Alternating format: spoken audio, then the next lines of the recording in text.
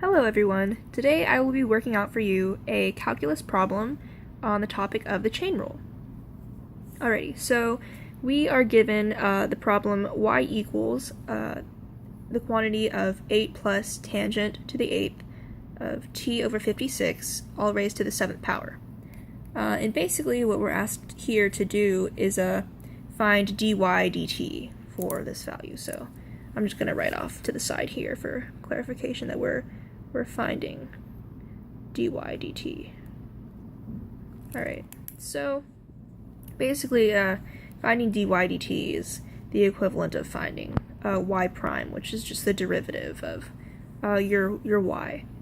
So what we're going to do here is we're going to apply the chain rule. And basically how you use the chain rule is it's raised to a power, so what you're going to do is you're going to bring the power to the front, as we see here, and then you're going to subtract 1 using, basic principles of the power rule, and then you're going to multiply by whatever the derivative of the inside of your y is, which we can see here when we begin to use the chain rule to find y prime. We multiplied by this here, and you can see that we have to do this once more because this is raised to the 7th power. So we do this once again, and we get this number here, and then the next step is condensing it, but just to clarify, we get that y prime equals 7 times 8 plus tangent to the 8th of t over 56, all to the 6th power, times the derivative of the inside, which is 8 tangent to the 7th of t over 56, and once again we take the derivative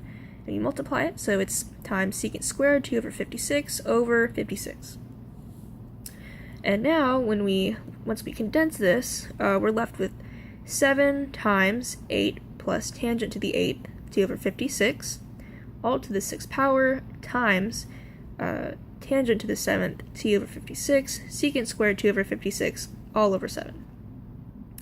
And we can further multiply this out here and just condense it, so we can see here that your 7s are going to cancel right here and right here.